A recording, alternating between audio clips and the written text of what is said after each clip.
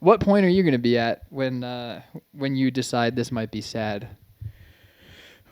Still doing it. how long At are what you? point would I quit? I mean, no, those are two very different things. Because the sad is when you don't quit. True. The yeah. sad is when you're just dragging yourself to bars at night Oh, fuck. and you're doing jokes and you're not even rewriting them. Yeah. We know who. We know plenty of those. At what point would it get sad? I think if you're beyond. It's a tough question. Yeah, it's a really tough question. Yeah. Because, I mean, I don't think. I was going to start with age, but I don't think age has anything to do with it. No, it doesn't. Especially because when you start. Because I started late. When did you start? I was 26. That is late. Yeah. Damn. That's super late. Wait, so did you have a real job? Yeah. And then, yeah. Dude, how did this happen? Well, so I guess like I first dipped my toe in it when I was like 18. I was like doing like one mic a month. Not even a mic. I would do like a bringer show a month. And then I did that for like a year and a half. But I wasn't really doing stand. Like that's not doing stand. That was my first like half year. Yeah. Where I had a girlfriend and I was like every 3 weeks I'll do a mic. Exactly. Yeah. I would just bring my friends to this bringer show and they let me go on as long as I brought 5 people. And I was like fresh out of high school so I could just bring. Is this in Chicago? No, this is in LA. Okay. And then I stopped doing that when I moved to Chicago when I was like 21. And then I started again 26. So 26, 27. It was COVID. I don't know. Everything was gone to shit. I was making a ton of money from unemployment because I had like real jobs. And then just was doing cocaine and getting drunk every night. You're like, I might as well throw comedy into this. It's funny because let me finish this cocktail. Order. Most people go comedy and then cocaine. You're like cocaine and then I guess I'll work my way forward. Yeah. Well, I started doing because I was living with a bunch of finance bros. Like when I first moved to Chicago. I guess that is an overlap between those two groups. Yeah, that's the thing that can bring them together. Yeah, it really is. The Republican finance bros and liberal comics. But yeah, I don't know. So like I was doing I worked a real job. I worked a few real jobs. I worked as like a customer service guy at like a fitness company, but like a big corporate like a global one. And then I worked for Overtime. Do you know what that is? Yeah. I worked there for a little bit. That's pretty sick. Yeah, that was cool. We got to do like a documentary with like a bunch of guys like Cam Akers, Tua, AJ Terrell, a bunch of like those guys were like training for the NFL draft. And we made a documentary about them. COVID happens, lose that job. I was in LA, moved back to Chicago because Chicago is more open than LA. Yeah. Leave LA to go work for like a talent management company. And like that was right around the time I started doing stand-up, but it's like a comedy management company. So then I went back to LA and I was like doing stand-up but working for a talent management company, which just felt weird. Seems like a conflict of interest. Yeah, I almost got fired. Really? Because they found out? Because they found out. Whoa. Yeah. I mean, I guess that kind of makes sense. I worked for 2 agents. One of them didn't care. The other one like threatened to fire me. What a bitch. Yeah. No, it was a guy. I mean, he's still being a little bitch. He's Mark Maron's agent. Whoa, Yeah, that's fucking nuts. Yeah. And then that makes sense. Yeah, he was really upset about it. And then I threatened to sue him. And then on what grounds? Wrongful termination, because I did disclose it during the wrongful termination. Yeah. When you say you disclosed it, was it just like a side piece where you're like, I'm also a comic? No, I like had written a cover letter about it, and then the other lady had asked me about it like during the interview, and I interviewed with both of them, and then she had asked me more about it, and like she like went in on like how often I was doing it. Like she's like, "Are you going up like every night?" And I was like, "Yeah." And she was like asking me where and stuff. And so she like was like fully aware. I guess he just didn't think I was like actually doing that. And then yeah, it's on him. Yeah, it's 100% on him. And I was on a show with one of his clients. Whoa. And his clients told him that I was at the show, and they freaked out. And then I was just like, "You can't fire." And then I said I would. What did I say? I said I would. I was like, "I'm not gonna quit. You have to fire me." That's a line. That's sick. And then he was like, "You could get fired. This is a conflict of interest." And I was like, "Okay, do it." And then I left. And then I like called my best friend, and his dad is like a super lawyer in LA, and I like was prepared to like sue this company, and then like the HR lady called me and like calmed the whole thing down. That's so sick. Yeah. And then you moved to Chicago right after that. Then I worked there for another like maybe like 4 or 5 months, and then I moved to Chicago and quit. Totally. Yeah, I've talked to people who are like 2 months in, and they're like, "How do I get a manager?" Yeah, and it's like you're Or an agent. You're It's like, fucking. you're so stupid. You're so dumb. Yeah. Like they don't even know you exist. They so want funny nothing that you're to do talking with about you. this, dude. Those Yeah. are the worst moments when you're like at the lodge or something. I had this happen to me the other day, Yeah. where you're at the lodge like getting a drink or something. By the way, Nick Mullen was at the lodge. Yeah, one of my coworkers like took a bunch of pictures with him. He just Whoa. went to see Nick Mullen. Like he's this kid who just gets hammered every night, Sure. and he goes to the lodge blacked out. And then he showed me, he's like, "Do you know who Nick Mullen is?" And he shows me, he's got like his arm around Nick Mullen. He's like, "I didn't know who he was." That's crazy. I guess that's good for no barrier to entry. Because Yeah. I saw him and I was like, I'm not even gonna make eye contact. Yeah, He's a legend. I can't come down. I can't even be in your You're at the presence. I know. Oh my god, I couldn't do it. And then oh my god. But there was a comic that like came up to me in line and just started like chatting me up like based on like what I was wearing, and I was like, he seems nice enough, so I like entertained the conversation. Sure. And then immediately they were like, yeah, man, everybody in there, like pointed to the room with the mic. He was like, everybody in there, they're losers. And I was like, oh, yeah, for sure. Because I'll agree. Do you do that? Just like agree with the person and see dude. what they say? I agree. Like I love 10 times out of 10. Yeah. I will, if somebody is saying something, especially when they're like putting something out there that they believe, I just go, sure. Yeah, sure. Sure. Absolutely, The yeah. word, the power of sure. Not yes or no. Yeah. Sure. Sure. I mean, the amount of shit people have told me just from me going, sure. Yeah. And it's like if it was because I always think like if it's a court transcription, it'd be like, Your Honor, he said sure. Yeah. He didn't say yes. He didn't say he agreed. Yeah. Yeah. I mean, there was a kid that I used to work with that told me this crazy story about how he put like a giant swastika on a door at his private school. Sure. Yeah. and it was so funny because at one point in this story, he goes, look, so I do a prank. It's pretty innocuous. I draw a giant swastika on the bathroom door. Awesome. Pretty harmless. And I go, sure. That's awesome. Obviously, I'm like, this kid's a fucking idiot. And also, that's not harmless. but I'm like, also, I want to know where this goes. 100%. I'm not going to halt you and lecture you. I'm going to fucking wait till I know what the conclusion of this tale is. Right. Because if that's the fucking exposition, if that's the fucking first act, that's the I want to barrier to know. entry. Yeah, that's Chekhov's gun. How's that going to go off? It's the power of sure. I like that. So this guy says, he goes, everybody in there, they're losers. And I go, oh, yeah, for sure. And then he's like, I was like, but how? What do you mean, losers? And he was like, they're all just like judgmental and like everybody just like talks shit and like tears each other down behind the scenes. And like there's a lot of toxicity. And I was like, as soon as he said that, I was like, I'm betting in my head he's been doing stand-up under 6 months. 100%. And then I was like, how long have you been doing this? And he goes, 2 months now. And I was like, dude. Like what is happening to you that you're like these people are against me? It's such a fucking hilarious thing. He's like, I just went up and said the N-word one time and everybody freaked out. Yes, it was with a hard R, but like That's awesome. I found so many of the times, especially amongst comics, it's always so many people will just blame every variable but them. Yeah, It's 100%. It's just the most infuriating shit ever. And you because we're all narcissists, which Yeah. is such a hack thing to say, but it is true. Like the thought of like just going up on stage and being like, people need to hear my 10 minutes of my thoughts is an insane thing It is. to do. It is It's insane. a delusional thing to do. And so, especially at the start, because I feel like when you first start, you have like I feel like that's like not the peak, but that it has to be one of the highest points of the delusion. Yeah. To even get yourself to start doing that. Totally. And then the delusion, the glass breaks and you figure out you suck. And then most people quit. And then you have to figure out, okay, can I make this better? Totally. Then you get on another high because now you're actually doing it and you're doing it a little bit better, sometimes well. And then you have a huge ego trip. Uh-huh. But that first, 2 months, you have to think that you're Because as soon as you get a laugh for the first, like a true laugh for your first 100%, time, you're like, yeah, I've figured this out. Right.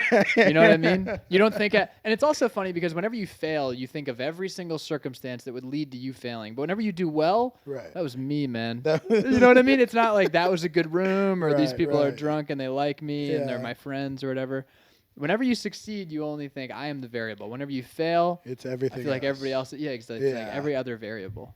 I like that. Another thing that's Sam Dickey does this thing where like if you just tell Sam something, he'll just look at you and be like, "Yeah, I like that," and it has the very similar effect of like, "Sure," because that's such like a warm thing. They just keep going. You just keep going, and he'll just keep looking at you and be like, "I like that," and I've started doing it, and it's incredible. Isn't it nuts? It's so funny. It's so fucking crazy.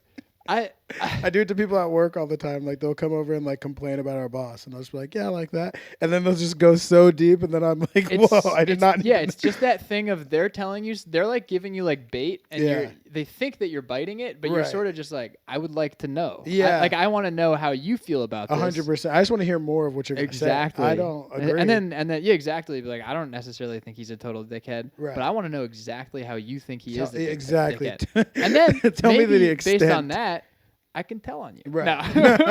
No, but I can. No, I just like having because then you can tell like other people. It's interesting. Because then someone else comes over that you could be like, Harry thinks that the fucking the VP is gay, and then they'll be like, well, that's not what I said. I'm like, no, that's what you just said. Yeah. And then they have to they try to like walk themselves out of. Then they realize what you did, and they try to walk themselves out of this Pringle. I had to learn this lesson the hard way. Yeah. Well, I also think that I feel like we also just like are.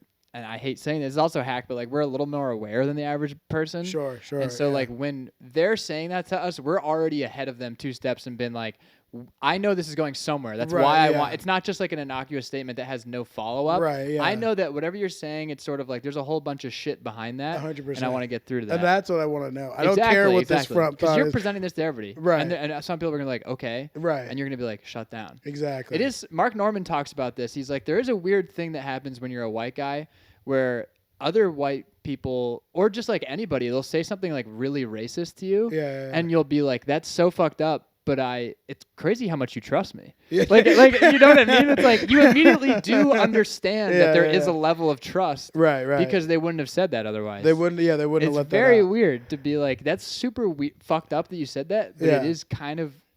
That's kind of awesome. Yeah. I remember there's this girl that I went to high school with. Her name is Jordan. She's super hot, but she's notoriously one of the worst people of all time. Super racist? No, not racist. Okay. She's just like terrible. She just sucks? Yeah, she just sucks. She's just like a mean person. Shout out Jordan. She sucks. No, I love you. Not actually. I love you so much. She is one of my favorite people to talk to. I haven't talked to her in like a decade, but every time I would talk to her, she would say the most insane things. I remember one time I saw her like a Halloween party, and she was dressed up as like a Playboy bunny, and I asked her, I was like, "What are you?" And she goes, "Are you stupid?" And I was like, "Well, I just don't know." And she's like, "I'm a Playboy bunny," and I was like, "Oh, do you like that?" And she goes, "It's either my dream to do this or to do porn." Wow. And I was like, "That's awesome!" Like, and I was like, "You should be a porn star." And she goes, "Why?" And I was like, "You're too ratchet for Playboy." And then she got really, really mad at me. But then she just keeps like divulging this terrible shit, and it's awesome. Yeah. Talking to people that you don't agree with has a lot of value. Talking to people who suck is kind of the best if you're doing it in like a ironic way. People who suck, I feel like, okay, well, I guess it's just like anybody who is anything to the nth degree has a lot of depth. But I feel like it's so much easier. Like if you met 2 people and all you knew about them was this guy is super nice, and this guy's the biggest asshole I've ever met, I would rather have a conversation with the super asshole. 100%. If it's just on how fun this conversation is going to be. 100%. I hate the word nice, honestly. I hate when people go on dates with people and they go, "Oh, I thought they were really nice. That's what I like about them." It's like, so they're not an asshole? That means nothing to me. My buddy that I saw... You should be nice. You should be nice. That should be like a standard. It's a prerequisite. Yeah, you should just be a cool person. Yeah. But my buddy who saw Nick Mullen, who took a bunch of pictures, we were talking the other day about who's the crazy kid who, like the Charlie Kirk kid, but more extreme, the young one. Charlie Kirk. Oh, not Ben Shapiro. Not Ben Shapiro. He's like young. He's like a Nazi. Name. He hangs out with Kanye. I know who you're talking about though. What's his fucking name? But Should we Google it? What's that guy's name? Pull it up. I don't even know. I like these Googles because you're like Nazi kid, young friend. What's Kanye. Yeah. He's got his podcast. What is? I can't think of his name. I know. I can see his face. I think his name's Nick, but I can't think of his last name.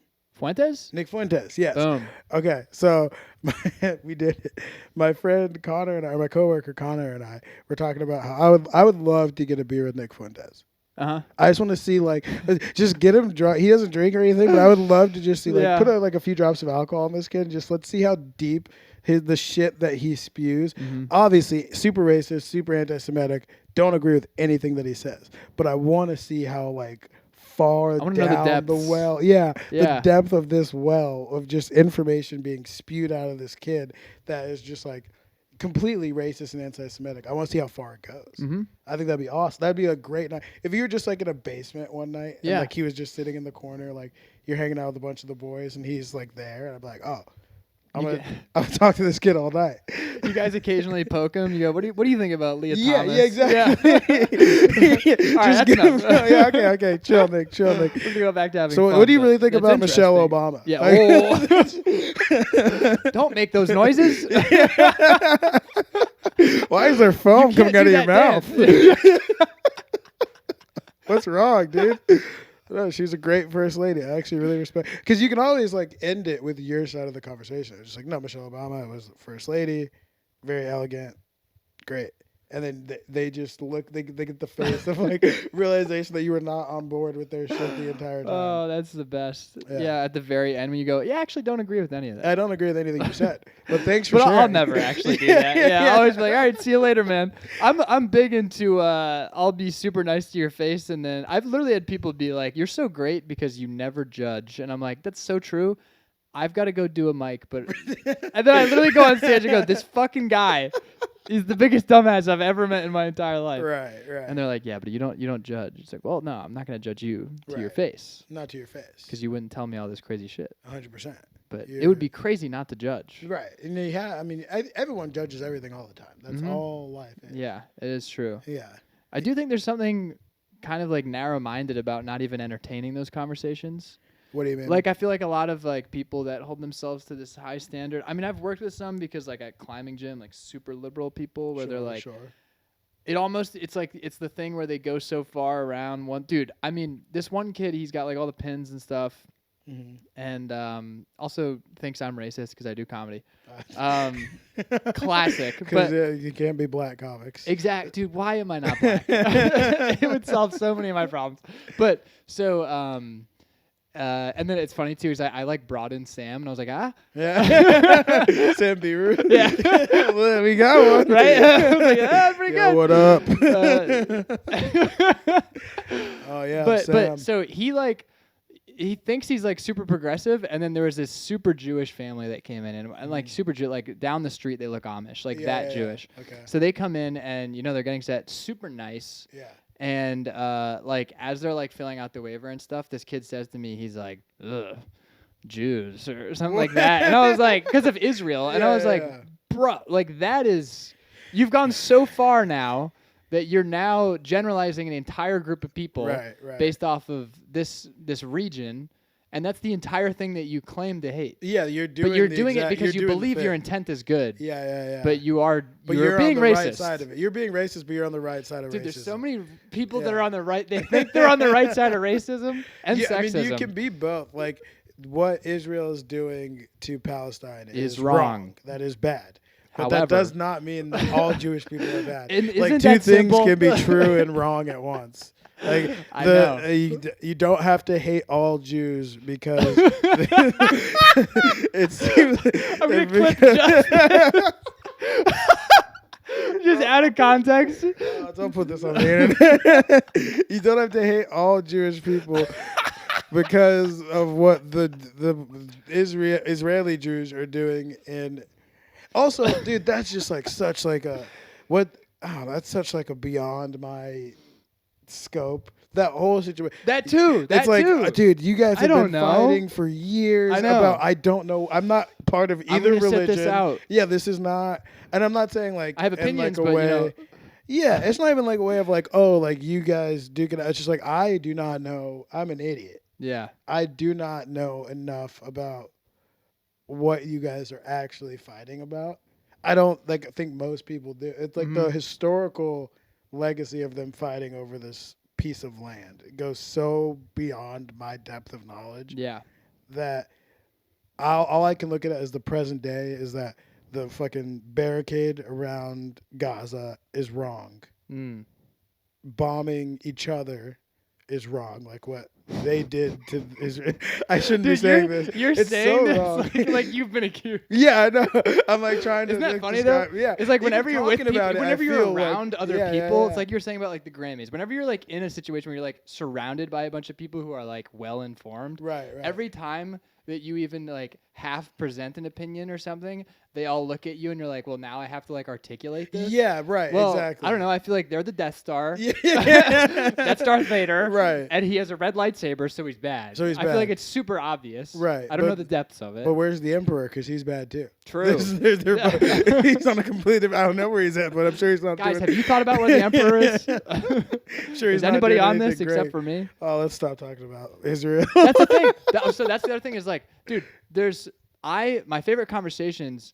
Well, I guess I feel like when you're in a conversation one-on-one, you're either it's like sometimes, and there are a lot of people that can only do some version of this where it's like you talk to them and they can only talk about themselves. Sure. And it sucks. So it's like we're having a conversation. I can talk about me. You can talk about you.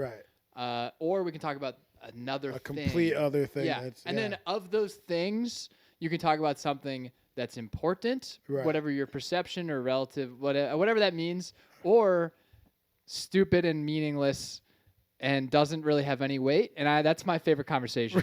Okay. Where like you really look into it, where you just go, God, don't printers fucking suck? Dude, I got something for you. Please. Have you heard about the eggs? No.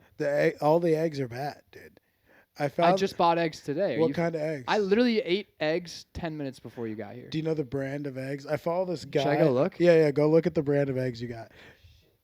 I follow this guy on Instagram who just is talking about like how basically pasture raised eggs are complete bullshit. No. Yeah. So if you're getting like the that can't be true. No, yeah. It's Happy Egg Co. Happy. I think those might be one of the They've got to be happy, right? Hold on. Where they jerk off the chickens. They don't even have to move.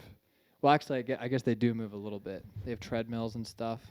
There's like 3 brands of eggs that he said were good. Oh, man. The Pasture Valley ones are bad. These ones are fun, I think. The ones I have? No, yeah, the ones you have I think are okay. But Okay, like that's Vital good. Farms. Oh, yeah. Those are bad? Dude, and because These they've are got bad. the whole design of it makes it look super like. Super nice and Da-da-da, super healthy. Dude, they're ride like on a Lime scooter. You should follow this guy, Zeph Zoid. Okay, he's like Zeph Zoid. Dude, he got like a cease and desist from an egg company. Yeah, from that company. Whoa. Because like he kind of exposed how like they're feeding the chickens like corn and soy basically, which is bad because then the corn and soy goes into the yolk.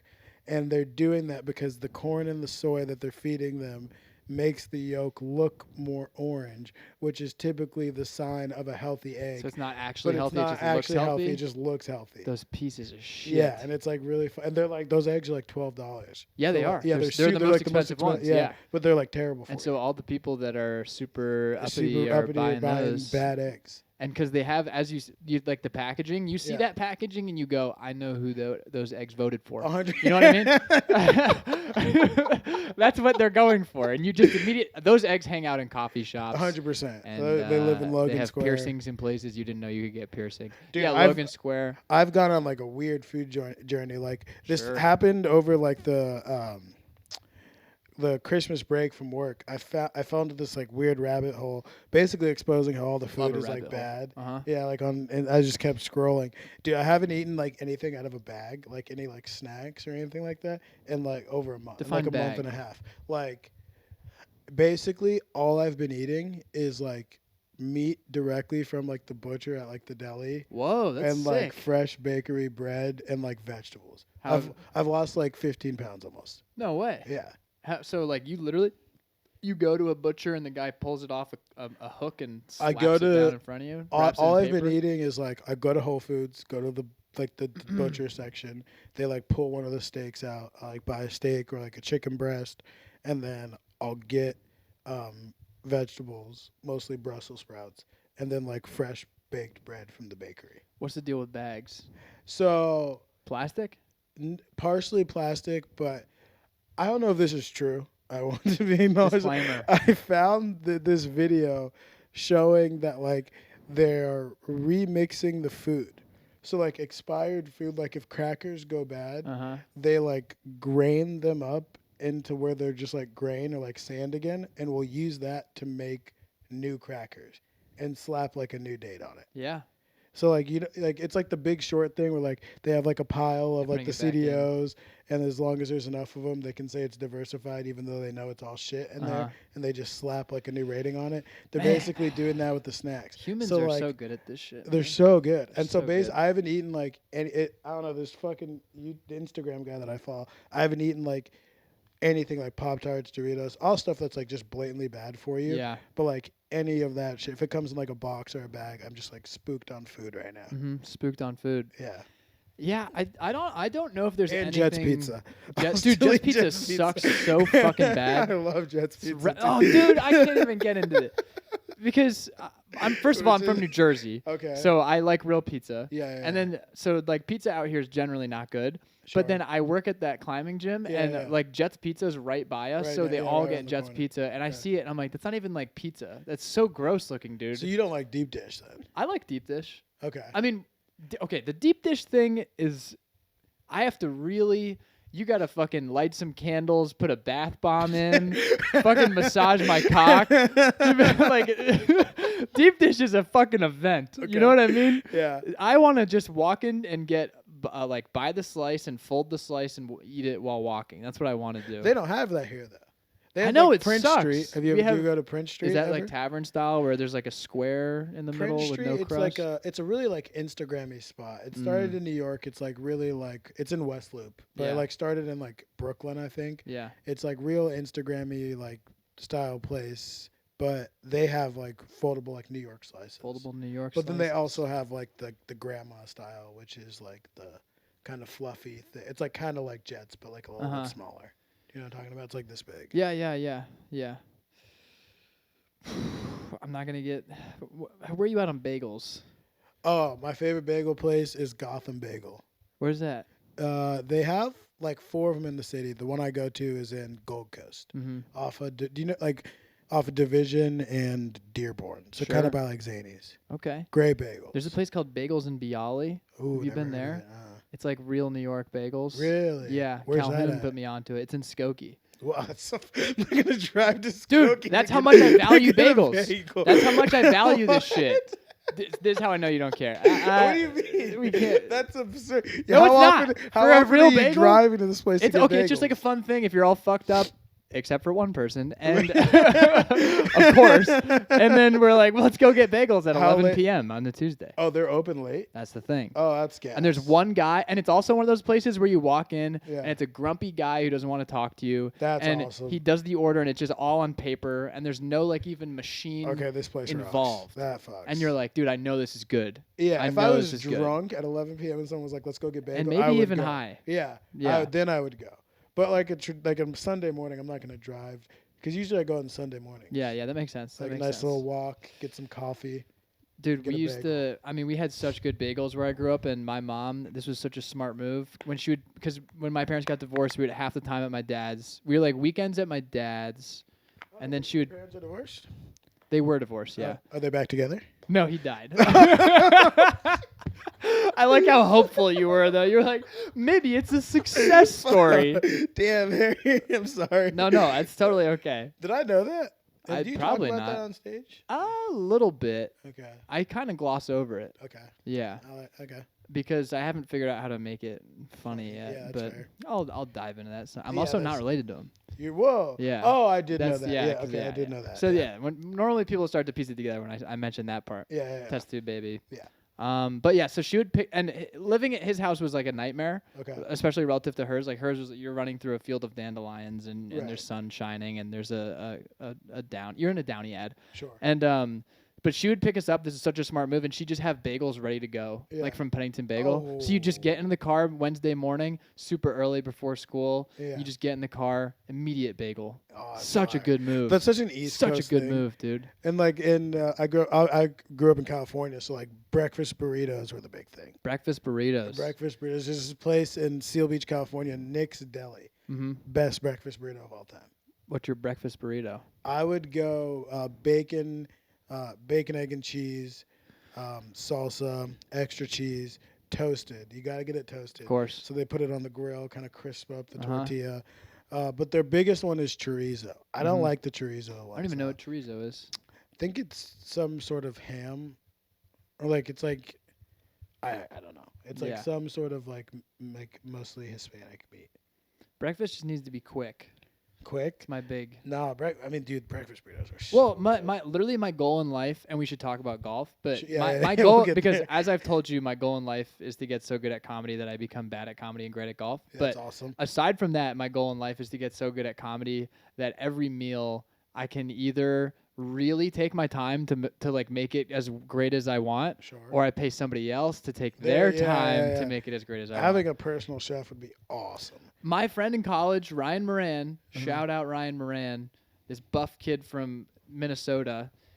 I remember he was like, if you ever win the lottery, save all your money, but get a personal chef. Yeah. It's going to fucking change your life. Dude, because they can make such healthy food and it tastes so good. That's the thing. Yeah. You don't even have to think about it. Dude, cooking. Pierre, I'd like to lose 10 pounds by the end of the month, but make it taste really fucking good. Just don't remind me that I told you that. Exactly. I don't want to ever remember that I told you that. Just put it in front of me and I'll eat it. Especially as like a fat guy. Imagine, like, dude, if you're a fat guy and you're like, I'm okay with being a fat guy, and you had a personal chef, what could be better? Pierre, let's see how far we can push this. I'd like to hit 600 by the end of the fiscal new year. Trying to fucking explode this tank, dude. That'd be awesome. It's just fucking, because then you're just eating 5-star, just like the fattest shit you could possibly, like personal chef, like homemade donuts. That'd be awesome. God. What do you think of donuts? I'm a huge fan of donuts. I don't eat them a lot just because they're donuts, but I've got a Dunkin' right behind my apartment, dude. Oh. And I'm not a coffee guy at all, so that's kind of like. You don't drink coffee? No, what? I don't do coffee. Don't do nicotine. Whoa! And I know it's kind of weird. What is your stimulus? I just fucking crank my cock super hard every morning. No, I'm kidding. I just normally get a lot of good sleep. Oh, I just love sleep. Also, I work out, but. How much do you sleep? At least 8 hours. Really? What time do you go to bed? Well, you don't have. I guess you don't have my work schedule is very atypical. Like so most of my shifts are 11 to 5. Okay. So I try to go to bed by 2, wake up by 10. God, that'd be so nice. It's the fucking shit. That'd be yeah, so it's nice. the best, man. I'm up at 6 a.m. every morning. I literally don't understand how you guys do comedy and wake up early. I physically don't understand. Because I've had jobs where I've had to wake up at 7. It's terrible. For just like literally, I was at a doggy daycare. Yeah. Doggy. Oh, dude, I have to tell you a great story about that really quick. I was at Pup's Pet Club. Okay. And there were 2 locations. I was in the South Loop and Gold Coast. Okay. And I was only there for 3 weeks. And you got fired? To get this job, I was in so dire straits. I needed a job so bad. Yeah. To get this job, I was like, look, I'm a good writer and I love dogs. I can just fucking go all out on this application. And I wrote, I'm not even kidding, dude. It's like a crazy cover. I wrote 3 pages based on how, I'm not kidding, on how passionate I am about dogs. I told them like 4 anecdotes about growing up with dogs and how dogs have. Dogs yeah. And so it was based in truth. Yeah. And then at the last question was, so then they called me and they went, Harry, no one's put more effort into one of these interviews, like one of these, like these questionnaires. And I was like, yeah, I know. Well, this is my passion. So taking care of dogs. And then they said, so this is for a doggy daycare attendant position. But if you keep doing this for like a year or 2, potentially you get into to be a doggy trainer. Okay. You know, I'm like, okay, maybe I could be like the next Cesar Milan. So then the last question of their interview, I'm crushing it the whole time. They go, where do you see yourself honestly in 2 years? And I said, 2 years, I see myself leaving Chicago for New York as probably the most established dog trainer in Chicago. I swear to God, dude. And the guy goes, "You got the job." I'm not supposed. He's like, "I'm not supposed to tell you." He goes, "I'm not supposed to tell you this, but you have the job." So then I show up to do this job, and it's doggy daycare. You're literally just standing there, and there's like 40 dogs around you, and there's a whole lot to that of them always shitting and eating the shit, and they all shit at the same time. They're always raping each other, blah blah blah. It's like a whole epidemic, and then they'll rape each other, and you put them in a cage, and you go stop it, and you put a 10-minute timer, and they get right out and they do it again. But that's just one of the whole things. But one fun story that I like to tell people about this is that I was in the Gold Coast location for the first time, and it was like the morning shift. So I had to wake up super early to get there at like 6:30 a.m. I get there, and in the morning it's always slow. The dogs are still a little groggy, so it's relaxing. It's not like mayhem. Yeah, they're not just So we've got like around. 10 dogs in already. Yeah. And then the lady comes up to me, the manager there, and she goes, "So the next dog, I just want to warn you, he's he gets excited easily. Oh, God. He's heavily medicated. Yeah. His name is Levon, Oh. and he's a Why is he pit, have a and he's black a name? pit bull with 3 legs, and he hates golden retrievers." Oh, that's awesome. When she said that to me, I was like, dude, I was like, shit. Let me see Levon. So then, Levon walked in. Oh, bro, just barking like Rick Ross. Levon walks in. And within 2 seconds is murdering Brady, a golden that. retriever. I had to dive on top of Levon, and it was like, "Levon, stop it!" I ripped him off of Brady, and then he couldn't even like come back anymore because he was so crazy. So there couldn't be a more like. It's so perfect. It's one of those things where as a golden comedian you're retrievers like, are the whitest dog. I know it's the blackest dog and it hates the whitest dog, and of course it has one leg missing and it's on drugs. It's just and you're in Gold Coast. It's just the most poetically perfect thing. Like if I had written that on stage, people would have been like, "Shut the fuck up." If you tried to tell that bit but just replace the dogs and they were kids, people would be people wouldn't believe you. Like you people made would that be mad. Yeah, and just keep the names Levon and Brady. Levon and Brady. And Brady, of course, is the most golden retriever looking golden retriever of all time. Like he has a handkerchief around like a red handkerchief. But anyway, so Brady's just too privileged. Levon never had that life. And Levon's taking him down. Yeah. But so I have this job, and then on my lunch break, this is like my 3rd week into this job. On my lunch break on this job, my buddy calls me from this lacrosse company that I had been working with part-time, but they weren't offering me a full-time contract, which is why I had to do the dog thing. Sure. And I was super sad about it because all these kids that I coach and all that stuff. And then he tells me on this thing, he was like, "Yeah, I was telling Joe, like the head of the company, that you were doing doggy daycare." And he was like, "Let's just give him a full-time contract." And I was like, "Oh." And then I was like, "Oh, fuck, dude. The conversation that I have to have." So, dude, I told these people. Broke a guy's belief in humanity. I told these people that my dream was fucking being a dog trainer. And then I had to be like, these rich white kids need me to coach them in lacrosse. So I have to leave. And they're like, when? And I was like, this is my last shift. Oh my god! And then they didn't give me a job for 2 months, dude. Yeah. Oh whoa. I know they company? fucked me. They totally fucked me. And then I was like, well, I can't go back to Pup's Pet Club. You can't show up the next at this day. point. You know I burned that bridge forever. Fuck the kids. I know. These dogs. Oh my god! So that's my Pup's Pet Club. The whole point of that was you had to wake up early, and it sucked. That was a great little. Thank you. Side quest. Yeah, I don't know. Waking up early sucks. Luckily, I have good standing at my job because I was really good at it. So now it's not as bad. I can kind of do whatever I want. Kind of scoot in. Yeah. Yeah. But I gotta get there at 8:15, which means the latest I can wake up is 7.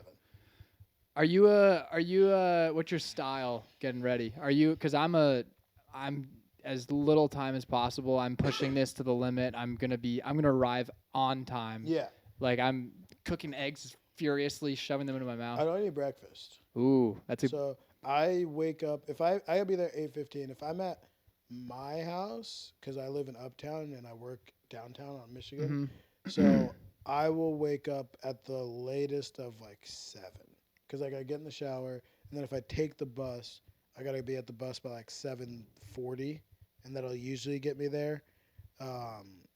Sometimes I'll Uber, and then I can leave at like 50 and still make it. A precious 10 minutes. Yeah. It changes everything. It does. It really changes. Time. That's the shower. I always think about how time is so different in the morning. Yeah. Or just when you have something that's 100%. like looming over you. It's just, yeah. I can literally be sprinting back and forth and be like, this is the fastest time has ever moved in my entire. And then the value that you put upon 5 minutes. Oh, it's completely different. Oh, it just changes literally everything. The biggest 15 minutes of my day is when I get home and I just do nothing for 15 minutes before trying to like go out to Mike's. That's the hardest part of like getting out of that. Well, just like having to wake up early is just like going home after like being up since 7, working all day, and I do sales, so I'm on the phone all day, just like trying to be on, and then I get off, and then it's like, oh, I gotta go to fucking. Yep. I gotta go to Strong Style right Yep. now. I have to go bomb. I gotta go put my name on a list and watch 30 people bomb. Yeah, dude, and that's what people don't understand is about what we do is you're not just going and hopping right up on stage and fucking going up there and be like, oh, this is great. You're going in and you're watching and you're going, oh, I can't stand watching this person. Yeah. Oh my God. And then you're, oh, this person. Oh my God. How much longer do I have? An hour and a half till I'm up? Okay. And then nobody's going to be left when I'm up? Okay, sweet. Yeah. No one's going to be there. I'm just going to go up last. And it's like, oh. You get off and you're like, well, 5 hours of sleep. Yeah. Well, so yeah, what time do you go to get to bed most of the time? I try to be in bed by midnight. That's good. So like 6 hours. But Damn. like I can't go to like any like late stuff. I don't go to the late ones either like I that can't much. hang. Like if I'm like dude, I was that stinks. Yeah, I did Hush Hush the other day, and I was like AJ and Kai were like hang out, we're gonna have a drink, and I was like I gotta go to bed. Mm-hmm. And then it makes me feel like an asshole because like my friends are trying to include me, and I'm denying them, and then I miss my friends, and then it's just like yeah. Also because people will be like, dude, this is part of comedy. Yeah. You gotta hang. This is like 90% of it. This is part of your job. Which is true. It is. It's unfortunately true. Yeah. So. That's why I have a podcast. There we go. So much easier. Just get people to come hang on the pod. Yeah, exactly. I like the Caitlin Clark poster. Are you a Caitlin Clark fan? Oh, I fucking love Caitlin Clark. She's probably my celebrity crush behind Iga. I didn't like her at first, and then I've now decided that she's kind of hot. What turned you? Oh, she's hot already. Yeah, she's accomplished. She's competitive. She likes steak. She likes golf. She'd be the dream. Like golf?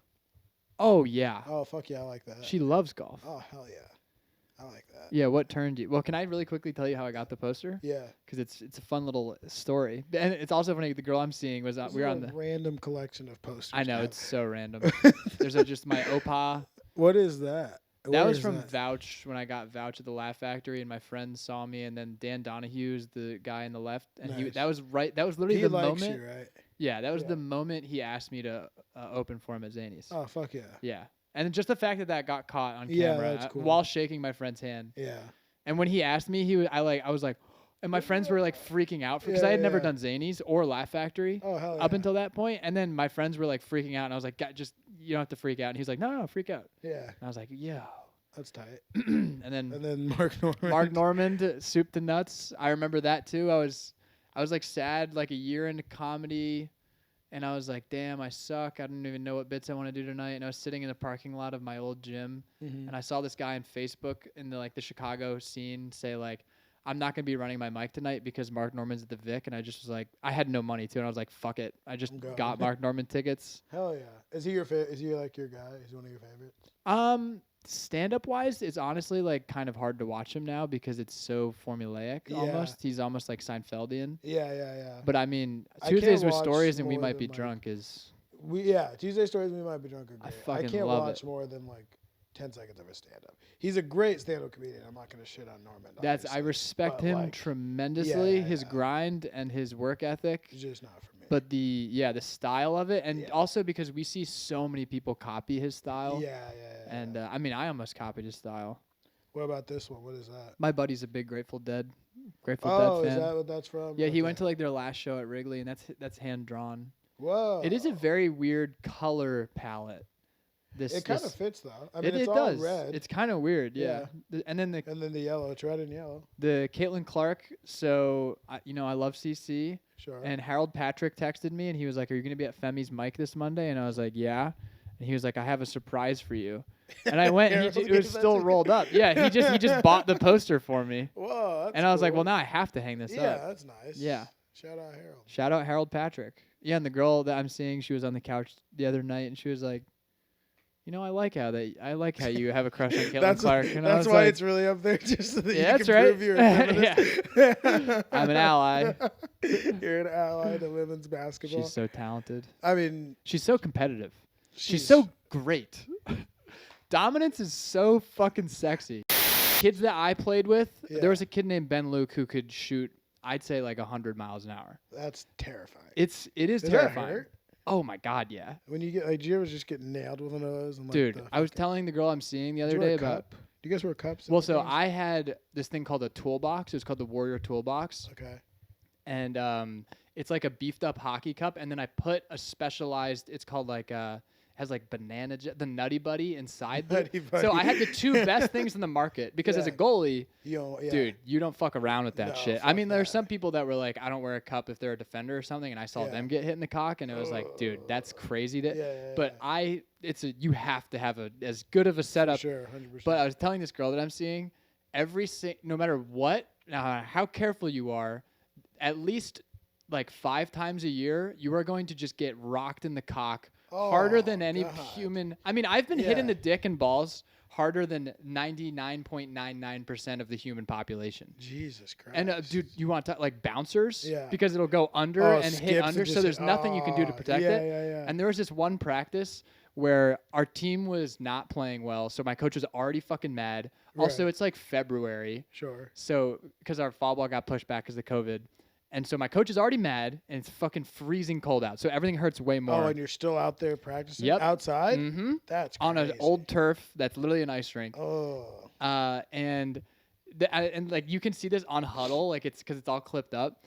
But this kid Andrew Frerich, we called him Frenchie, who had like a rocket of a shot, and he hit me with a bouncer from like 12 out right into the dick. And I was like, fuck! And I went down, but then I popped right back up because I was like, this is my job. I finished my reps. I came out. But then did you block it or did you score? Yeah, I saved it. Oh, okay, fuck yeah. And then I got enough of it. But dude, that does happen where you get rocked and it still goes in. And you're like, wow, that's the worst thing ever. Yeah. But the definition of insult to injury. But so then I'm on the sideline. I'm like laying on my back and I'm like, oh my God, my fucking dick is in my throat right now. Like it's so horrible. So then next goalie goes, Justin goes in. Do you know that move? No.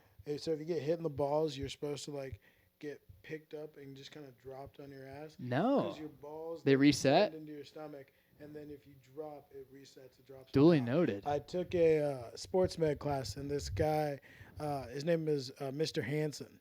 He was he was like a super legit sports trainer. He was like the sports, he was like the sports doctor for the Chargers at one point, and I think he worked for like the Angels and the Blackhawks, like a bunch of teams, and like the SoCal area. He was our teacher, and that was like one of the first things he taught us. That's so sick. Everyone just took his class senior years because it was like a joke. He would just show you like videos of sports. I love those classes. It was awesome. Have you tried out the drop? No, I never tried it. That's just what he told us. I don't know when the last time I got hit in the balls was. Because it's kind of like a hangover for me, where it's like I've tried everything and it just doesn't work. Try the drop. That's supposed to drop him down next time I have. How often are you getting hit in the balls? Well, in college all the time. But so right after that one, I went back in, and the exact same shot location, exact same shot hit me once again, carbon copy. 5 minutes later, and on this one, it was just so much that I just dropped to my hands and my knees.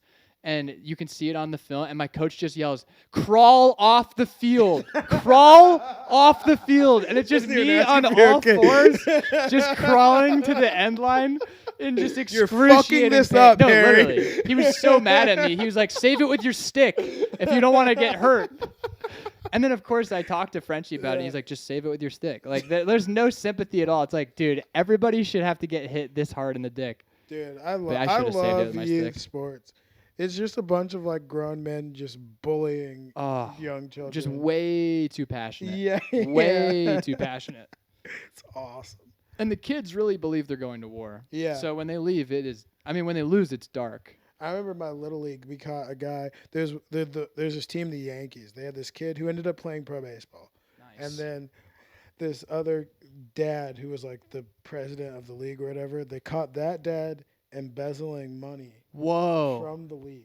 And it wasn't like a super rich league. Like he was stealing money from the league, and they got kicked out of the league because the dad of the kid who went pro and the dad who run the league got into a fist fight in the dugout. They were coaching on the same team, and they got into a fist fight with each other in the middle of like a 9-year-old's game. Oh my God. So awesome. That's incredible. Yeah. What was Steve and James?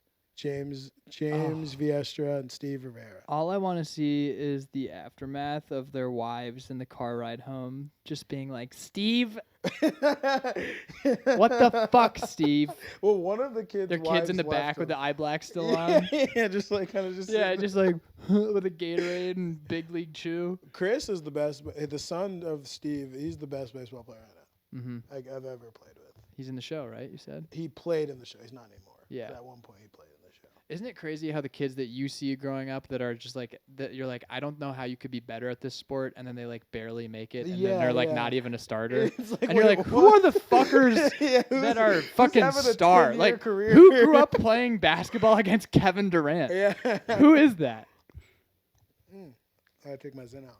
Sam Dickey. Have you heard that joke? No. He has a joke where he stopped playing basketball because he went to like a Nike camp and had to guard Kyrie Irving. What? Yeah. What?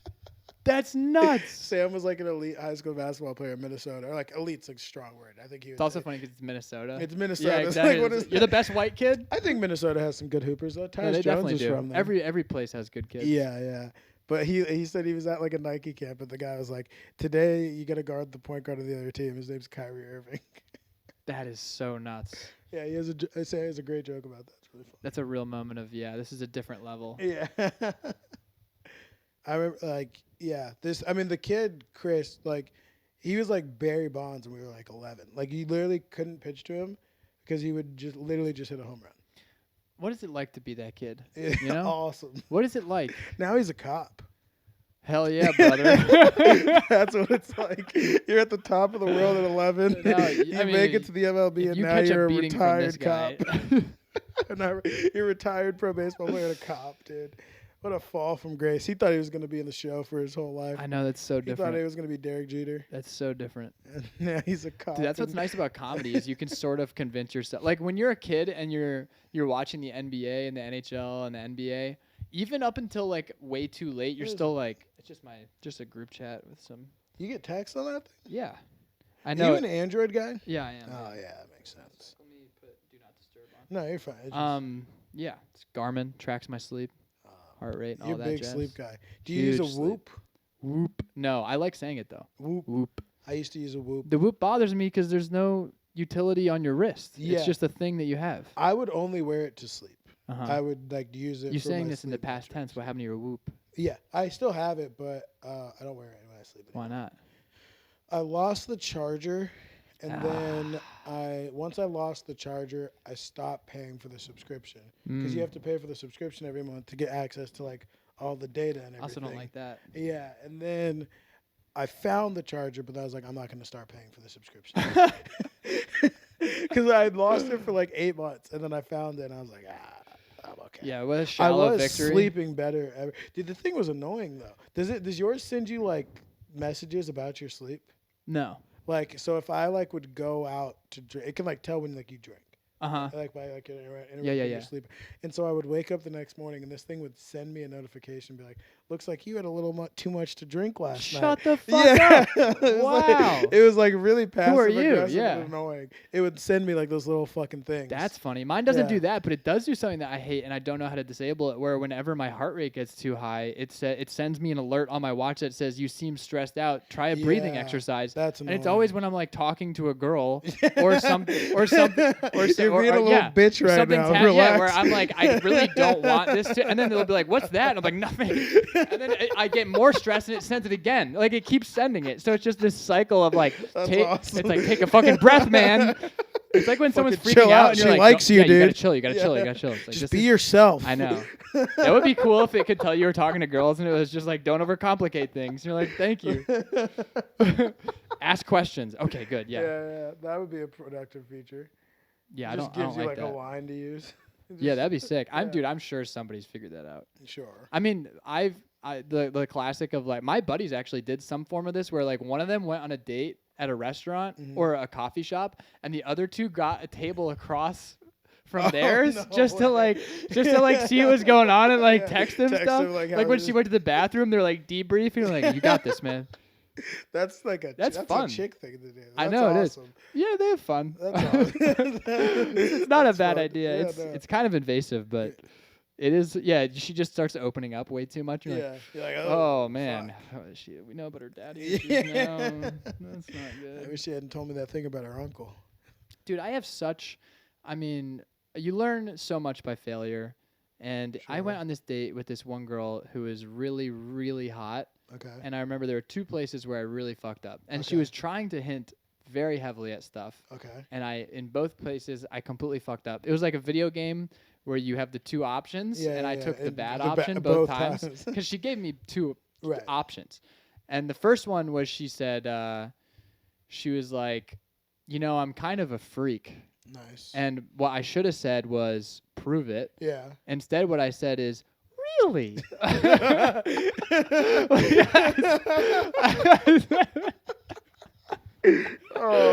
said like the most like, oh, interesting. Like I said like in the most like academic way. Yeah, the most like creepy nerd. I know, right? And she was just like, ugh. But I didn't even realize at the time this is all reflection on the ride home. Did she tell you this? No. Have you hit her up since? No, I've not. You should go back. No, she found somebody who definitely fits what she wanted a lot. Sure. I saw a picture of her and I was like, yeah. Yeah, that's it. And the other thing she said, she was like, and also hinting at that she's a freak, she was like, I have like severe daddy issues. Oh. And I was like, what did you say to that? I said, I have more daddy issues. And then I told her about how my dad died. Dude, I was such a dumb fuck. I was like, well, actually, mine died when I graduated high school. Oh, God. What did he do? What did her dad do? Did you ask? No, you never got to it? Well, we did. It was just like he was just like verbally abusive and a misogynist. Classic, Just guy stuff. Just the stuff that's supposed to turn me on, I guess. The stuff where I'm supposed to be like foaming at the mouth and be like, oh, good, yeah. So you're a freak, all right. And then she explicitly said she was like, in case you couldn't read between the lines, I am a freak. Where were you guys? We were at a bar, and then she also was like, do you want to make out at the bar? And I was like, I like that. Are you okay with that? Yeah. And she's like, I asked. And I was like, I mean, like every single, girl. But it's also one of those things where you're like, clearly we're not compatible. Right. So, yeah. You get along better with very, really smart intellectuals. I had to process that one for a second. I was, good job. Very well said. I was hanging out. That was a decent catch by myself. I was hanging out with the girl that I'm seeing and one of her friends. They both went to U Chicago, so both super smart. And I said some joke at some point, and she went, Harry would have fit in at U Chicago. And her friend was like, I mean, yeah, I guess. And then I was like, well, I'd hope so. I'd hope I'd have somewhere at every college. Right. You know what I mean? Yeah. There's enough people. It's crazy to be like, at this entire undergrad, you wouldn't fit in. I've heard that place sucks. Really? Yeah, I've heard U Chicago is like one of the most miserable like student life places in the country. Why? That's interesting because I met my buddy was touring it for postgrad. Yeah. And the two girls that went there were both like miserable. Yeah. With their studies. Well, like I think like. I mean, I didn't even go to college, so I don't know. What I was told was that like you like have to live in the dorms there for like a long time, and the dorms are like super strict. And like there's just like no like student social life. Like everything's just like all about school, and it's also like I would not want to go to college in Chicago. Why not? It'd just be miserable. What about it? Like I mean, I guess most of the country is like winter, like, but like. This is such an LA take. Yeah. I don't know, like. I mean, I played lacrosse out here. It sucked. Where'd you go? Elmhurst. Which is right outside the city. Nobody's ever heard of it, but. But like, I don't know, like cause like, I feel like all the colleges here, like DePaul is like kind of a commuter school. Mm-hmm. Like it's like in the middle most of them the are commuter schools. That's the thing. It's like most of them are commuter schools. So I feel like you don't get that same kind of like experience. And then if it's like that and it's like cold and wintry, and you're like 18.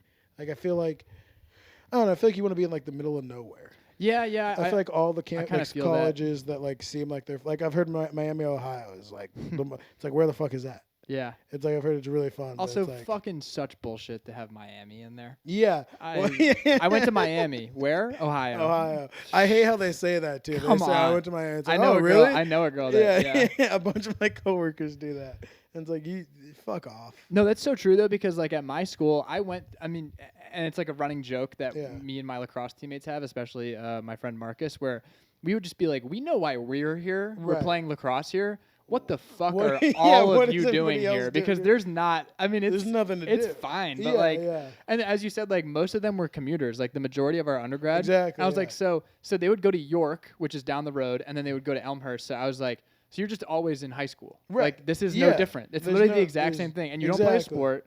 So all you do is you just drive here, take 3 classes, and then go home. Yeah, that sounds crazy. Just go to a community and you're not even college. in Chicago. You're outside of Chicago. Go to community college and then like go online. Or go to another state or something. Go to another school. Fucking like, experience something else. If that's what you're gonna do, like you would save money probably by just going to like college online. That's true. That's true. Online college has to be really boring. I mean, but that's also funny because during COVID we all had online college. It's like I was doing cocaine and drinking every night. Yeah. Dude, one of the greatest feats I've ever pulled off in my entire life was an online. My buddies and I, we made edibles from scratch, which is never a good idea. Sure. And it was like Rice Krispie treats. And then my one dumb fuck roommate was like, he wanted to eat them immediately, so we were supposed to put them in the oven. He was like, let's just put them in the fridge, or like in the freezer. In the freezer, they'll like cure in there. And I was like, why don't we just bake them, dude? Yeah. And then he was like, nah, it'll be faster if it's in the freezer. So it tasted so bad. Do you still get high? Oh, you got high. Yeah. Okay. So we just smoked the entire day because it was during quarantine. Or it was like during we didn't have classes at this time. Or it was J term. That's what it was. But all of our classes were online. January term. Oh, January term. So all of our classes were remote during that, but we're all there because of lacrosse. Yeah. So we all smoke the entire day. And then we eat these edibles. We don't even know the dosage of them. Right. And edibles are weird with me, so I'm super high from smoking, but then I eat like a shit ton of these edibles, and I'm like, we watch Parasite, they all fall asleep, but I'm like, I don't think I'm feeling the edibles. Sure. This is weird. And then as I'm going to bed at like 2 a.m., I remember that I have an exam for my ethics in computer science class the next morning at 7 a.m. And it's one of those like lockdown browser exams where you have to like install this browser that uses your webcam so you can't cheat on it. Okay. And I'm like, that's fine. I'll just wake up early and wing that. Yeah. And I'll just like somehow figure out how to cheat. Right. I wake up higher than I have ever been in my entire life. I remember I woke up and I thought my bed was on the ceiling. Like I got out of bed and I was like, I looked at my ceiling and I was like, that's the floor. Yeah. I have to be on the ceiling. And then I opened my laptop and it was so bright that I couldn't even type it. My password was 1448 and it took 15 minutes to even like locate 1448. And dude, it was one of those classes where he was like, there's no homework or no attendance. You have 3 exams. That's your entire grade. And this was one of those exams. Oh, fuck. Dude, and I had to download the fucking lockdown browser, and there's a timer, so you have to submit it by like 8:40. Yeah. And I swear to God, I couldn't read. I literally couldn't read. I couldn't read English. And I just sat there just like clicking and like just hoping. And I got like a praying. 72. Whoa. I know. That's a win. Isn't that unbelievable? Awesome. I was like, dude, this is the great. And I was high for the rest of the day. And it sucked. That's awesome. I just was like, this is the most miraculous feat I've ever pulled off in any academic setting. All for a 72. Nice. Yeah. I haven't been that high off edibles. I don't smoke anymore. I stopped smoking after high school. RIP. We lost one. Yeah. I feel like most people that start early quit early. Yeah, my theory is if you start in high school and you quit, then you can't go back as an adult. If you don't do it in high school, then you will find it as an adult. See, I started in college. Yeah, everyone finds it at some point. I can't do it. I freak out.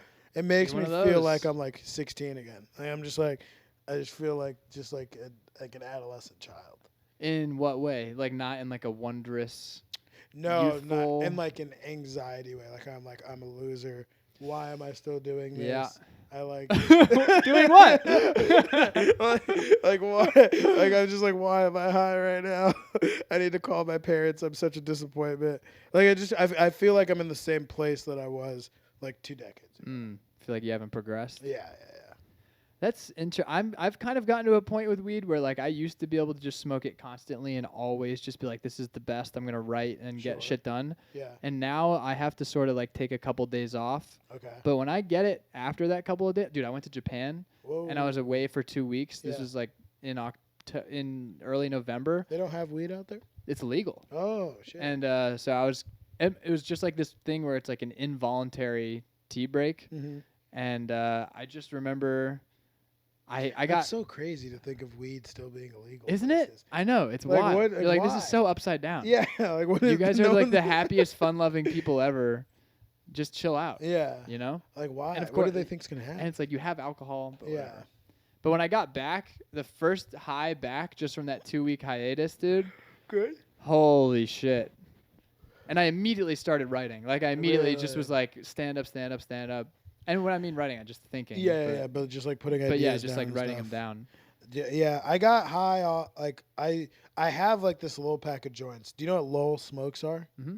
Like like those little they're like these nice little like pre-rolled joints. Yeah, my roommate buys them. Those are the only ones I would buy. Yeah. And like I have a pack of them, and I'll always have a pack, but I'll smoke them like once every like 8 months, and I'll smoke like half of it. Uh-huh. That's all I can do now. And then I just like, I'm like, whoa, okay, I'm getting too high. I just get like a little floaty, and then as soon as I get there, I'm like, okay, no more. Yeah. And I put it out. I kind of like freaking out. Yeah. I don't know how to better word that. That's like autistic thing. I don't know. Why do you like? I mean, like I think the it's panic? something to do with like the fact that I like playing like lacrosse and hockey goalie. Sure. Where like you like that. Panic. There's a you played hockey. Yeah, briefly. Okay. But that was so fun, man. There's a quote by Nicky Lauda, who's a Formula One driver. Okay. He's like this guy who got like burnt in like 99% of his body was burnt. Whoa. And he still fucking got back in the car and raced because that's how race? much. No. Oh, okay. He was in the hospital for like months, but he's still like fucking suited back up and eventually won a world championship. That's cool. It's super dope. But he has a quote where he's like, "The closer to death you are, the more alive you feel." Oh. And I totally resonate with that. Yeah.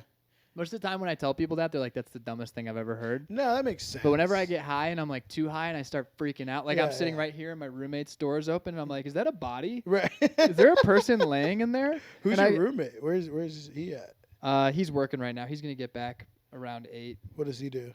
Auditing. Oh, Jesus Christ. I know. Our lives literally could not be more different. I know. Trust me.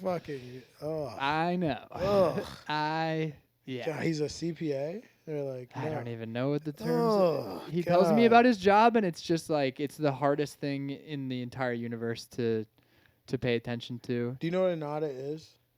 It's when, I mean, the way I think of it is he's like one of those people that goes into a restaurant and inspects the food to make sure it's all good, but he does that with their finances. Yeah. Yeah. So like someone will like just show up and be like, we're auditing your taxes to make sure you did them right. Uh-huh. And then you have to have every. You know the most boring thing on earth? Yeah. We're double checking that.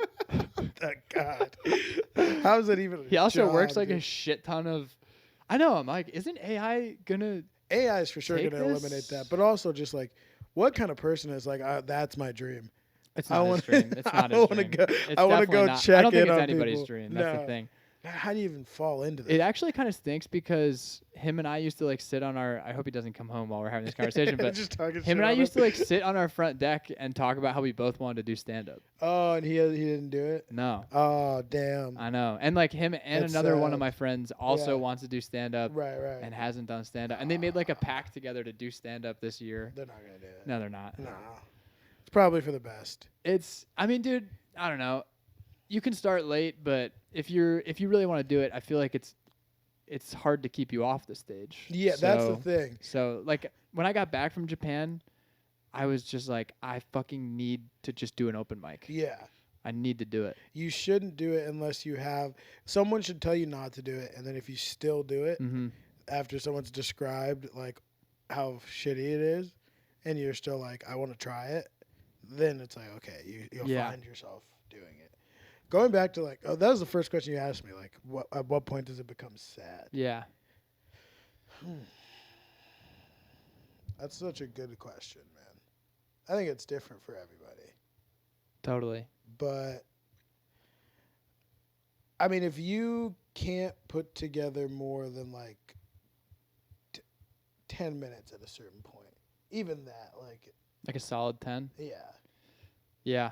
And like you're still doing the same jokes like when you're like 5 to like 7 this years hurts. in. You know what I mean? Physically hurts. You know what I'm talking about. Yeah, I know exactly what you're talking about. At that point is when it's like, okay. Because like, I mean, there are certain people who like, because I don't feel like there are certain people who like are made for it in a way where like their brains can just develop material so quickly. Mm-hmm. And it's like, that's kind of what you have to be able to do. And like, I don't think I can do that by any means, but I can still develop like a new idea and put it together. But if you're like doing it for a certain amount of time, like actively, and you can't think of anything new, and you just have one thing, like one kind of 5 minutes, and like it's been like 5 years, and you've never thought of something new, like I don't know, how long can you just keep doing that before it becomes sad? Also, like, how is that enjoyable? Right. I just don't understand how that's at all fun. That's one thing that I've found. New stuff as is of the lately, best. doing the new stuff is so much more fun. I know. It's so like, much more rewarding. It's it got like a so puzzle. mundane and like boring because I was just doing a set that worked for so long. Totally. For like a year, and I was like, this sucks. Like I don't even. And then now I've just started like trying shit, and it's been it's like getting you back in like the actual like excitement of what that is. Of like figuring out this didn't really work. How can I fix it? Blah blah blah blah blah. I love having like a show I care about. I actually had a really big like these past 3 weekends. I've got to do. Also, dude, doing Don't Tell at my gym was like one of the coolest experiences of my entire life. I'm glad you had fun. The fact that I did stand up on the clock at my job and didn't know it was happening that night in front of members and my boss. Is What'd crazy. Your boss say? Dude, this is crazy. So my very like kind of like a frumpy, big mustache, kind of like grumpy guy. Yeah. I mean, he likes me, but very like taciturn, doesn't speak a lot. And he told. And this is my dream of comedy. He told me, he was like, I just told Jordan, which was one of his friends. He was like, I told him your Cosmo bit, and he was dying laughing. Oh, that's And I was like, so you told my bit. Yeah. So like a game of telephone. Right. And I know you didn't tell it perfectly. Right. So you told my bit, and you knew the beats enough to tell it to another friend. Right. And it was still good enough to where they laughed. Yeah, that's cool. I was like, well, that's, I mean, the coolest thing anybody's ever said. I'm glad. I mean, I'm glad that we got. That was huge for me because I felt so bad for Sam. I was like, honestly, Sam was pissing me off this weekend because he had to do the same thing to me. Where like he had to leave to go to the lodge and was like leaving me at Don't Tell alone. And I wanted to say something, but I was like, oh, I was gonna leave him. An eye for an eye. yeah. I was gonna leave him at so much harder of a show and just like go do Laugh Factory and just let him do it. And yeah, that worked out so perfectly for everybody. Yeah, that was huge. But so I got to do that, and then I got to feature for the first time in Memphis, for Don't Tell. Nice. And that was also like my first road gig. What was Memphis like? Dude. Sketchy out there. Crazy sketchy. Yeah, dude. Crazy. I was this is what I've been telling everybody is like every city that you go to, they go, all of this is good, and then stay away from this street. Yeah. And in Memphis, they had the locals literally, they were pulling up Google Maps and they were going, all of this is bad, and then this one street is safe. You're like, don't leave this block. Yeah, literally. And I mentioned that I had diarrhea at a Motel 6 because it was something that happened right before. Motel 6? We stayed at a Motel 6. Who did you go with? Matt Calhoun. I went with Matt Calhoun. Oh, no. All right, the camera's dead, but we still have the audio. We're going to end soon anyway. Yeah. But you and Matt Calhoun. Me and Matt Calhoun in a Motel 6 in Memphis. Oh, That's man. Such a funny thought. It was a hilarious combo. Just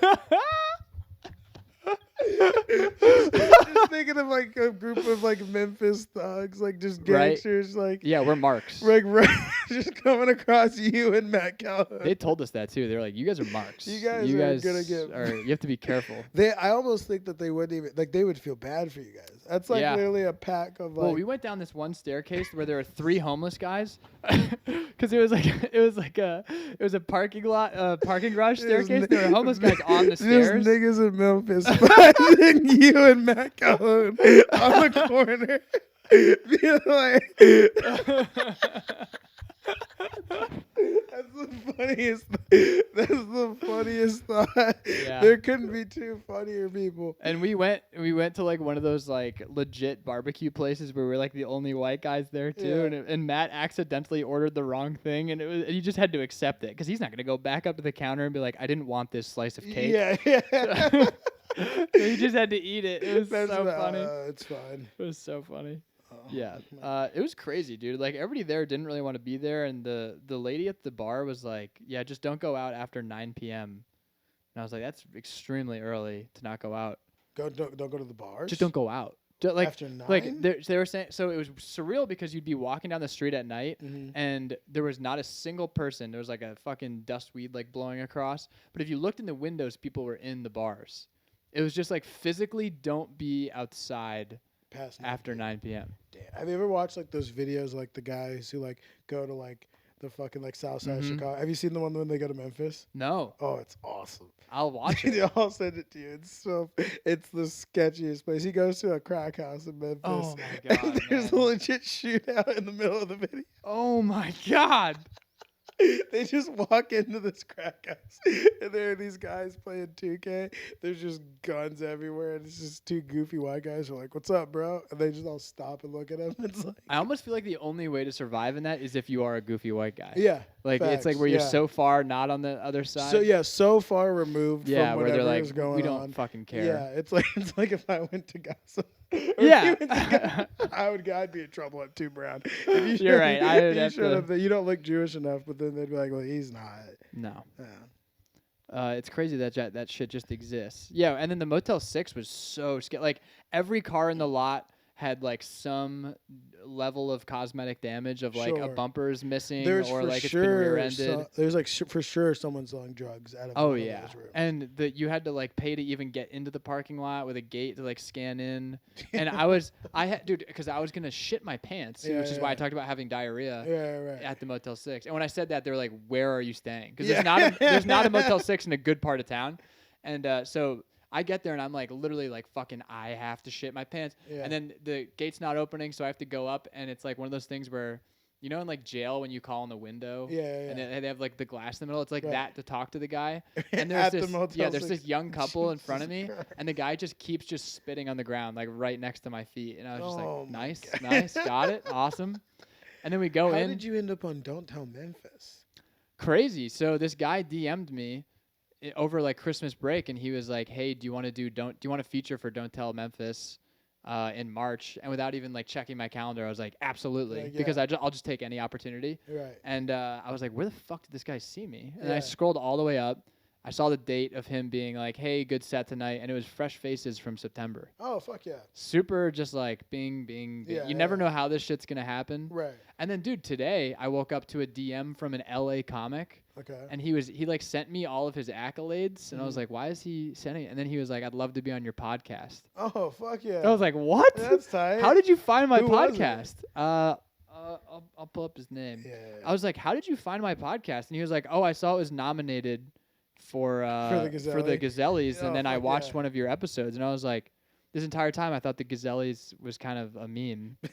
And then his name is Corey Young. Oh, that's my dog. You know him? Yeah.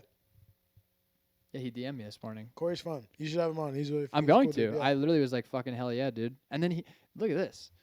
Diamond emoji. Diamond reaction emoji? I was like, shit. That's awesome. Hell yeah, dude. Yeah. Corey's cool. He's a nice guy. And then now I'm thinking like, nah, tell those people in LA if they come to Chicago. Yeah, hit me this up. Is the pod you do. He's friends with Niles Abston. Who's that? He's like he does a Comedy Central set. He wrote for Dave. Whoa. Yeah, he told me one of the guys he opened for, and I looked him up, and he was pretty big. Yeah. I was like, damn. That's my goal, is to get to Middle classic comedy. Middle classic opening for someone on the road. Yeah. That'd be awesome. That's Wouldn't the it? dream. That's the dream. You only do 10 minutes? Yeah. Just featuring. Just kill for 10 minutes. Dude. And not have to host. That's tight. Yeah. Not having to host is. Oh, by the way, ideal. I have a crazy story. Yeah. So I did Memphis. That was the first road gig, first time featuring. Okay. And then I did Next Stop with Sorich this past week, this Friday. Okay. That was huge for me. First time ever doing 20. Okay. Super good room. And I was like, it went way better than I could have expected. That was just like so awesome. And I was just so tired after that because I'd woken up at 7, whatever. So I just don't even set an alarm for the next day. And I wake up at noon to Max calling me and being like, I really need you to host another Next Stop show also in Wisconsin. It's like a 2.5 hour drive. And I was like, yeah, I'll do it. Fuck it. And go back to sleep. 2 hours later, I'm on the road going back to Wisconsin. And this show was such a fucking hell gig. It was like a bunch of drunk Wisconsin. Oh, jeez. It was in, oh, jeez. Oh, no. It was in this place called Blue Line Tavern in Fond du Lac. Yeah, I don't know. It was just a bunch of like really drunk Wisconsinites, and they were like, they wanted the show to be about them. And I went up and just, I mean, the night before I had like the set of my life. Right. Yeah. You're just on the high. Exactly. And then I go back up, same material, compressed for hosting. Yeah. And just like none of it's working. That's what it does, dude. It'll bring you up and then just suck your soul just out. the complete opposite. You honest, yeah. I was telling the girl that I'm talking to, I was like, Friday, the entire time, I wanted you to be like there and seeing it. Right. This day, I would like, I need you as far away from this as possible. So I had a terrible set, and fucking Nick Cartwright was headlining. Gained so much respect for him, dude. Nick's awesome. I saw him in a dogfight with this crowd. I mean, there was 2 things that stuck out. One, a guy yelled at him to take his cock out. Nice. And he deflected that well. The second one was there was a guy back here who had like a Spotify code that he kept that said Freebird. That was like for Freebird if you scanned it. And there was a table over here that was really drunk. And they kept trying to yell at him. And Nick was just like, yeah, okay, yeah, you're going to have to go through me. If you have questions for him, go through me. Otherwise, this isn't even a show anymore. So we have to at least do that. And dude, he was just drenched in sweat at the end. But he did good. He did really well for the circumstances. Yeah. He was just drenched in sweat at the end. He goes, I just split the tips. I'm fucking going home. Just went right home. So then this is where it gets really exciting. Okay. So I had drank. They gave us some beers on the house. Right. I also paid for some, and I had a shot. So I had a shot. I had a shot and 4 beers. Nice. And then I started driving home, and I was like, and I drank all that, and I didn't have another drink, I'd say like for like 45 minutes before leaving. Okay. And I felt good to drive. Yeah. So I was like, I'm going to drive home. Didn't even think anything of it. And then I was like, I'll stop by Culver's, get some fucking cheese curds. Right, nice. Yeah. So then I'm a little buzzed, but I'm good to drive. Okay. I'm eating these cheese curds, and then I notice in my rear view, the cop lights. No. I'm like, okay, that's a little sketchy. Go to the center lane. Follows me over. No. All right. And now I'm like, I might be drunk. Yeah. You know, I start to like the Chris Rock joke where he's like, maybe I did steal that car. Yeah. So now I'm like, fucking, I'm checking my lights. My lights are on. Yeah. I'm going the speed limit. And then he puts his fucking lights on. And I'm just, oh my God, dude, this is not actually happening to me because I know I just drank 4 beers and had a shot. Right. So I get pulled over. The guy comes over. It's also 8 degrees out. Sure. So I roll down the window, and he's like, do you know why I pulled you over today? And I was like, I have no idea. And he's like, your license plate light is out. And I was like, oh, okay, sweet. Yeah, awesome. And then he goes, have you been drinking tonight? Mm-hmm. And I was like, I can either lie or so I was like, I've had 2 beers 2 hours ago. Yeah. And then he goes, okay, well, so it smells like alcohol in here. And so I'm going to have to ask you to step out, and we're going to have to do a full field sobriety test. Whoa. This was this past weekend? This was yesterday. This was 2 days ago. This is on Saturday. This was Saturday night. Whoa. So I am like, holy fuck. Who was in the car with you? I'm alone. Oh, you were by yourself? I'm alone. You didn't drive, No, Nick? alone on the fucking highway. Oh, so I get out. It's 8 degrees. I'm standing between his cars are still going. His lights are still going. I'm between my car and his. I mean, this is the most surreal 30 minutes of my entire fucking life because I'm like, everybody that's driving by, they're seeing me and they're being like, that like I think of the Kiefer joke about watching cops. Are like, that's where that guy fucked up. Yeah. So then he was like, I have to wait for another cop to come to do the field sobriety test. Do you want to do it here or the gas station? I was like, I'll do it here. And then he pats me down. I have to put my hands on my head. Oh my god! And you passed? And now at this point, I'm like, I'm fully drunk, dude. Yeah. Like I've fully convinced myself. I'm like, I can barely even hold it together. I can barely even make eye contact. So he does 3 tests. Yeah. The first one is he shines a light directly in my face, and he fucking makes me follow his finger. Yeah. You're not allowed to move your head, and you have to just keep your finger on it. But it's like this close, and he goes really far, really far. And I almost asked for like, could you move the flashlight? But I was like, no, just lock in. Right. So I do that, and then he's like, okay. And the next thing, it's a heel to toe. 9 steps with your hands at your side. Yeah. And right now it's like, yeah, that's so easy. But in that moment, and I'm so nervous that my legs are shaking. My legs are literally shaking. And it's cold. Yeah. So I'm like, I don't even know if I can walk straight, let alone hands at my side like a penguin, heel to toe. So I do that. I fucking nail that. I was like, great job, Harry. And then the next one, he makes me do balance on 1 foot. And as soon as he was like, you're going to balance, I was like, oh my God. Like, no. I had to take gymnastics when I was little because my balance was so bad just to walk. I was like, do I tell him that? And I was like, no.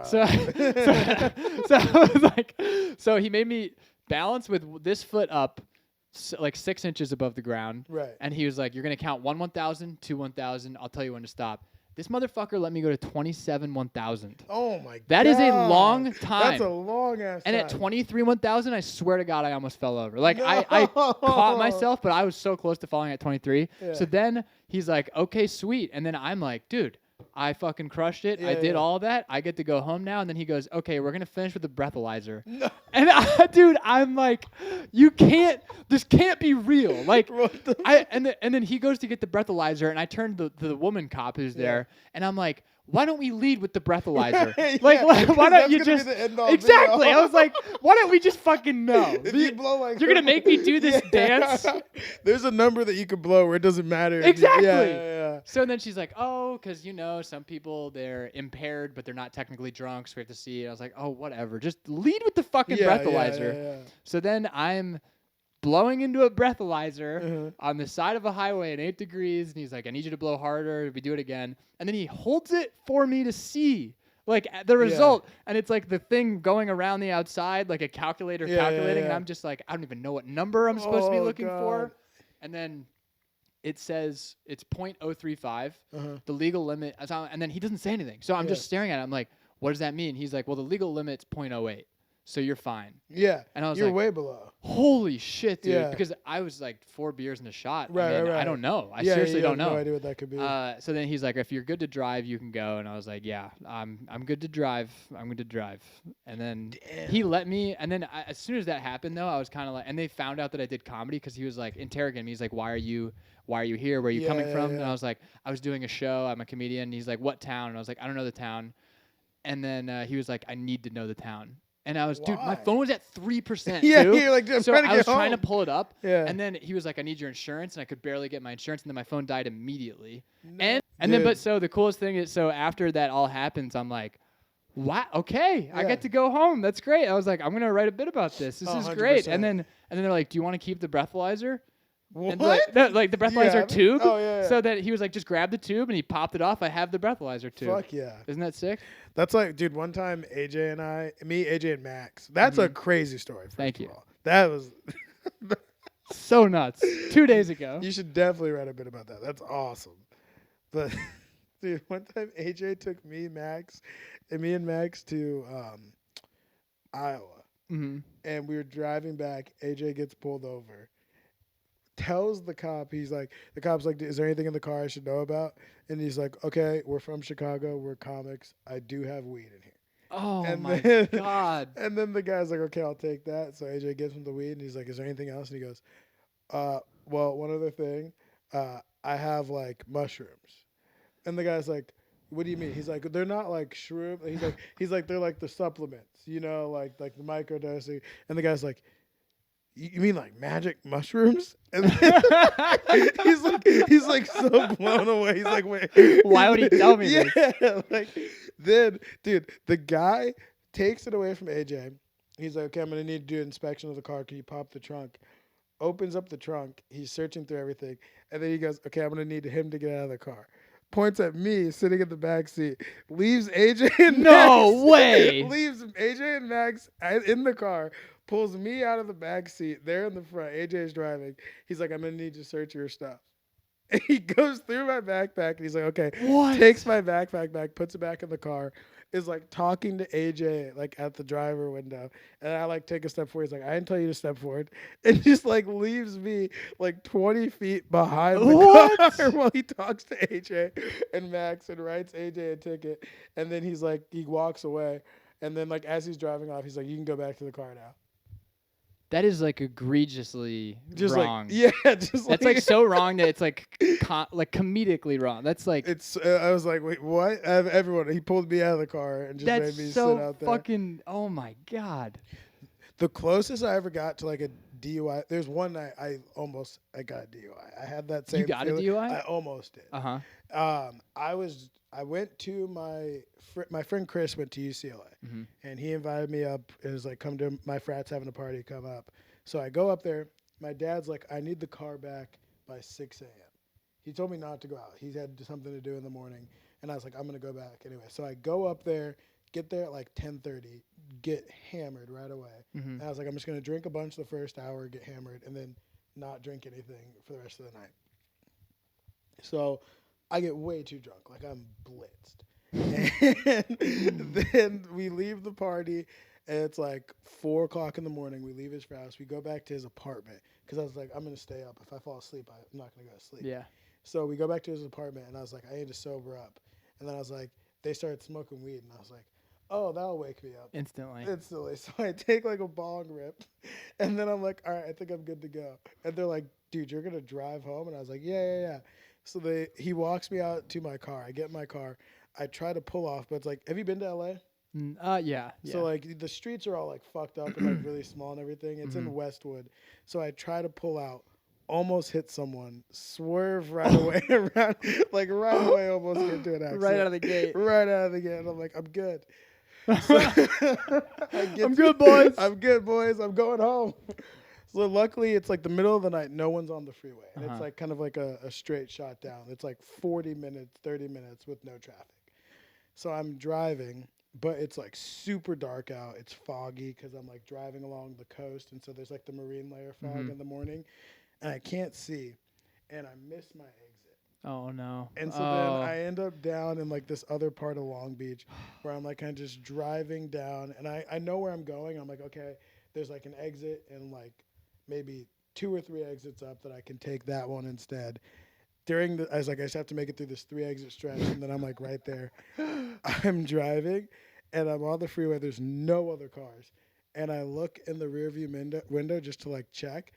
Cop, flashing lights, just zooming, like going full throttle right behind me. Dude, my entire heart dropped. I was like, "I'm gonna get DUI. I'm going to jail." It's over. It's over. Like I was so hammered. Had I gotten pulled over, it wouldn't have even been like a sobriety test. It'd be like, "You've been drinking. We're pulling you out of the car." I'm like, hands 10 and 2. I look up. He's coming, and this is how drunk I'm like, "He's right behind me. He's right behind me." And then he's like coming. He's getting closer, and I was like, "Oh fuck! Oh fuck! Oh fuck! He's gonna hit me." I was like, "Wait, what?" I was like, "He's gonna rear end me." He was in 2 lanes over the entire time. Zooms past me at like 110 and just flies by me. And then he's like, boom. And then he goes by, and I'm like, whew. Never had a bigger sigh of relief in my life. Immediately got off the freeway and then just like made my way home. Oh, that's amazing. Yeah. Oh my God. Yeah, that moment of seeing the lights. It's the scariest thing. That feeling. Yeah. That guttural feeling. Oh, God. Like I was saying with the nuts, it's like the heart. It's just the heart. Your heart is in your stomach. It's so visceral. It's crazy how your body can even have that kind of reaction. Yeah. My body knew. It was like, oh, fuck. It's over. Dude, Andre Hashem told me this story about how he drove home super fucked up. And he was just like, I just got to focus. I just got to be super locked in. I just got to be really careful. And so he drove home, and it was like a 20-minute drive through downtown Chicago, super late, like 2 a.m. And he was like, he's like right in the middle of it, he passes a cop, and he's like, holy fuck. He gets home, he takes out the keys, he realizes his lights were never on. No. How fucking nuts is that? Wow. Because, I mean, I've been like, sometimes you see a car on the road and you're like, how are you not getting pulled over right now? Yeah, Because, like, their lights are off and their bumper's hanging and dragging on the ground. And you're like, what? Like, I get pulled over for a license plate light and you're allowed to do this? So I've seen cars just drive by cops and been like, are they going to pull them over? Right. No, they don't do anything. But to be the only one on the road and they don't do that? It's scary. Oh, my God. I would almost wish there was traffic because then you can kind of blend in. Yeah, you're sort of, you can hide behind people. Yeah. Oh, my God. Well, I mean, we got to wrap up. Is there anything you want me to cut? Maybe the Gaza stuff. The Gaza and Israel stuff. Everything's bad. They're both. Okay. Let's not use that. But I don't know. I don't think it was that bad. I don't think. Okay, if you change your mind, just DM me. Okay, cool. Do you have anything to plug? Any last words? No, thank you for letting me do it. We didn't even talk about golf. Oh yeah, we forgot to do that. Yeah, we're gonna have to. Oh, who's calling? Oh, it's Jackson White. Oh. What's up, Jackson? You're live on the podcast. All right. The podcast is ending. All right. All right, see ya.